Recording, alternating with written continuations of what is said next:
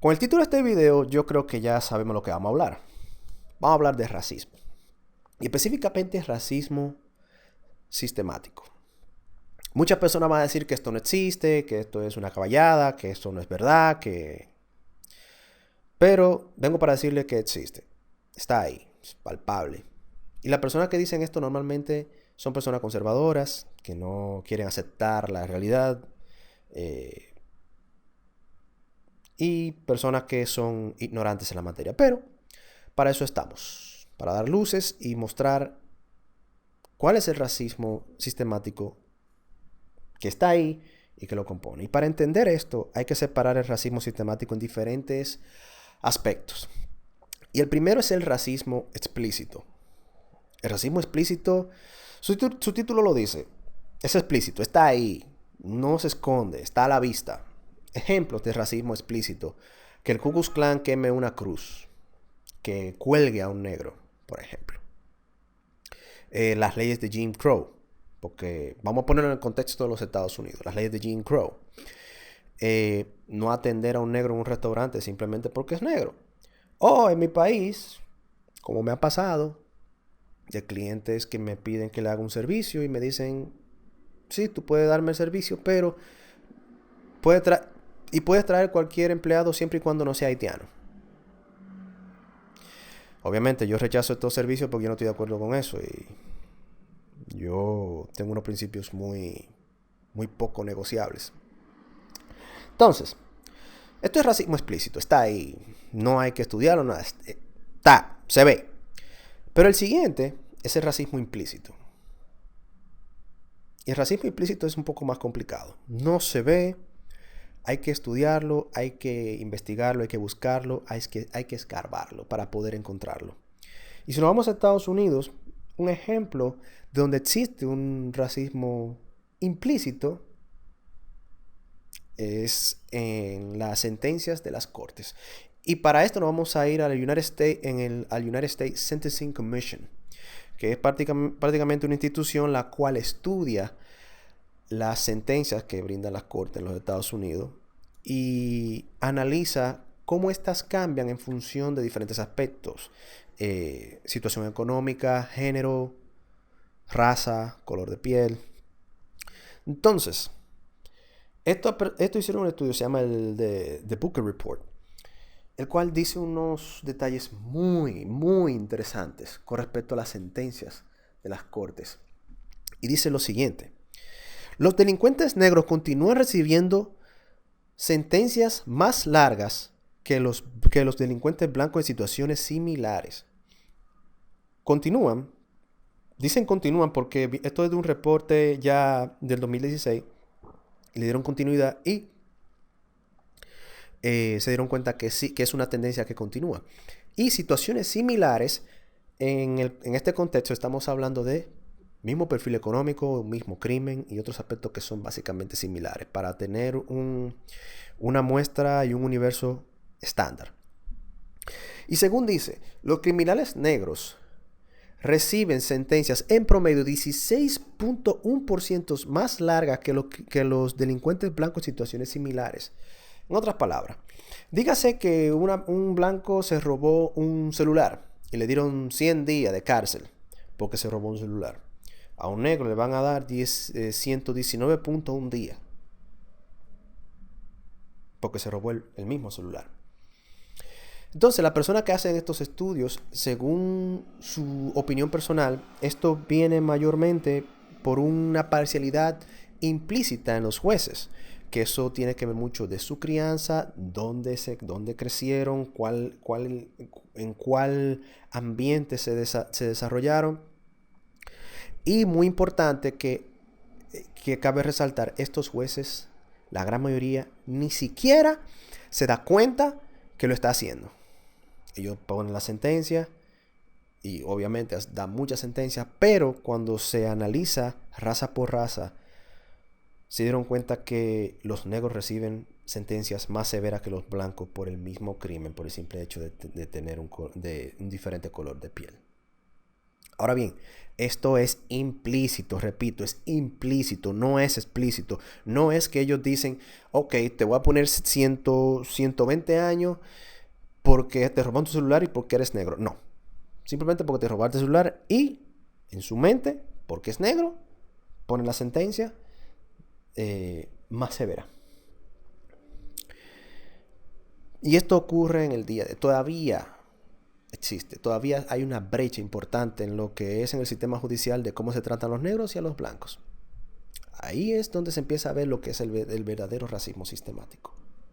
Incluso se hizo un estudio tomaron fiscales, le presentaron imágenes y fotografías de crímenes y exactamente iguales, pero por computadora cambiaban el color de piel de la persona y los fiscales sentían mayor seguridad de la persona que estaba en el video era el que cometía el crimen. Cada vez estaban más seguros de que era el que cometía el crimen mientras más oscura era su piel. Muy interesante. Y ahí es donde se ve más o menos lo que es un racismo sistemático. Ahora bien, ya vimos explícito e implícito. Pero hay otro tipo de racismo, al que yo le llamo racismo por arrastre. Y es el siguiente, y aquí es que nos vamos a detener un poquito más. La movilidad social o la movilidad económica en Estados Unidos no es muy buena. Y me explico. Hay un fenómeno que se llama stickiness at the end. Stickiness at the end es que tú te aferras a los extremos, por decirlo así. Y económicamente, demográficamente hablando, se expone de la siguiente manera. Si tú naciste pobre, es más probable que tú mueras pobre. Y si naciste rico, es más probable que mueras rico. Eso lo llama stickiness at the end. Entonces, no hay una fuerza que equilibre esto. Y cada día esto es más pronunciado, esta diferencia. Entonces, si nos vamos a la comunidad, dígase, entre los blancos y los negros, ¿qué ocurrió en los negros justo después de la Tratado de los Derechos Civiles o donde se eliminó la segregación? ¿Qué bienes tenían los negros? ¿Qué ingresos tenían los negros? No eran muy buenos. Entonces, y esto se sigue arrastrando hasta la fecha. Entonces, si nos vamos al concepto de stickiness at the end y ponemos un escenario hipotético que ahora mismo, dígase, que en este instante todos seamos racialmente neutrales. Blancos y negros son exactamente iguales. No hay diferencia. ¿Qué ocurriría de ahora en adelante? Debido a lo que es stickiness at the end, el blanco se quedaría en su parte más rica y el pobre se mantendría en la parte más pobre, que mayormente son los negros. Porque hay una estadística que muestra que por cada $100 que la familia estadounidense blanca recibe, la familia negra recibe $5.4. 100 a 5.4, una diferencia abismal. Entonces, para corroborar esto, la gente de Poe hizo un estudio, el cual lo denominaron Pursuing the American Dream, Economy Mobility Across Generations. Y en este estudio analizan cuál es la movilidad social tomando en consideración estatus o quintil en el que tú naces y tu demografía o color de piel. Entonces, se dieron cuenta de lo siguiente. Y escuchen. Para personas negras es más difícil superar los ingresos y riquezas familiares de las personas blancas, en sentido general.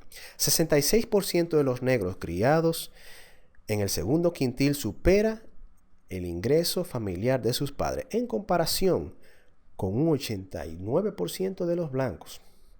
Solamente el 23% de los negros criados en clase media supera la riqueza familiar de sus padres en comparación con el 56% de los blancos. En otras palabras, si te criaste en clase media y tú eres negro, solamente tú tienes una probabilidad del 23% de superar la riqueza de sus padres, a comparación de que si un blanco se crió en clase media, tiene un 56% de probabilidad de superar la riqueza de sus padres. Y esto no termina ahí. Para personas negras, es más probable estancarse en la clase baja o caer de la clase media que las personas blancas. ¿Ok? Más de la mitad, específicamente el 53% de los negros criados bajo ingresos de una familia de clase baja queda estancados en el mismo lugar en la adultez, comparado con un 33% de los blancos. La mitad de los negros, específicamente un 56% criado con ingresos familiares de clase media, descienden 2 quinteles en la adultez, comparado con nada más un 32% de los blancos. La mitad de los negros, exactamente el 50%, criados con riqueza de familias de clase media, se mantienen estancados, de clase baja, se mantienen estancados en ese mismo estatus en la adultez, comparado con un 30% de los blancos. Más de 2/3 de los negros, o sea, un 68% criado en clase media, cae 2 quinteles en la adultez en comparación con un 30% de los blancos. Entonces, ahí está la evidencia de que existe un racismo sistemático. Ahora bien, este racismo por arrastre es el racismo que encojona a los conservadores, que le hace que le hierva la sangre, porque ellos no se atreven a aceptar de que esto existe. Pero está ahí. No hay forma de tú esconderlo. Entonces, a sabiendo cuáles son estos tipos de racismo, explícito, implícito y por arrastre, hay que buscar la forma de atacarlo. El racismo explícito se ataca políticamente. Por ejemplo, dígase, prohibiendo a los bancos que hagan ese concepto de redlining. El racismo implícito se ataca culturalmente, educando, enseñando. Que sí, no estamos diciendo que no veas el color de piel, pero tratar a la persona de igual manera, aunque tenga un color de piel diferente, porque hay que ser sincero, uno tiene parcialidad a ciertos colores de piel. Sin embargo, mientras mejor educado tú estés en la materia, es mucho más difícil que tú trates a una persona negra totalmente diferente a una blanca simplemente porque es negra. Y el racismo por arrastre, ese es el más que no hay que tener justificación, porque tú vas a atacar son problemas sociales muy puntuales. Dígase, en una comunidad, esta persona están pasando el Niágara en patineta, están pasando mucho trabajo, pero tú te estás dando cuenta que la persona están trabajando. Son personas que trabajan día a día como quiera, están pasando problemas y no es por mal gasto. Entonces, ¿qué tú haces? ¿Cuáles son? ¿Qué tú puedes hacer? ¿Qué políticas tú puedes implementar en estos sectores? ¿En qué escuela tú puedes invertir? ¿Qué plan social tú puedes colocar? Que en mi país, cuando tú hablas de plan social, eso es, porque en mi país utilizan el plan social para temas de corrupción, pero en países desarrollados donde la calidad de vida del ciudadano es donde brilla realmente, hay ayuda social, ayuda urbanística, reconstruye las calles, señalízalo, límpialo, ayúdalo a reconstruir sus hogares para que empiecen a, por ejemplo, los sectores más pobres tengan la capacidad de tener un inmueble que tenga un valor mucho mayor y así poder progresar un poquito más. Eso es simplemente un ejemplo. Y para un último detalle, para las personas que saltan con la inmensa estupidez de que al negro no le gusta trabajar y que está en esas circunstancias porque no le gusta trabajar, vengo para decirle que justo antes del COVID, a finales de noviembre, la tasa de desempleo de la comunidad negra era de un 5.1%. En otras palabras, de cada persona negra capaz de trabajar, de 100, 95 estaba trabajando. Porque sí, señores, hay unos pedazos de animales por ahí que dicen que el negro está donde está porque no le gusta trabajar. Qué senda pendejada más estúpida. Pero nada. Entonces, señores, es así. No hay forma de ocultarlo. Y por eso es que particularmente yo, le tengo cierto repudio al racismo, especialmente a las personas que dicen que no existe. Y siempre busco la manera de hacerlos entender de que no es así. Y para estas vísperas navideñas, porque este video se está grabando un 24 de diciembre, felices fiestas, feliz Navidad a las personas cristianas.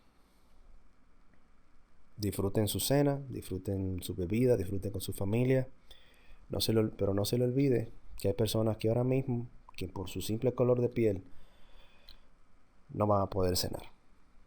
Pero disfrútenla porque es una oportunidad y hay que disfrutarlo y hay que aprovecharlo.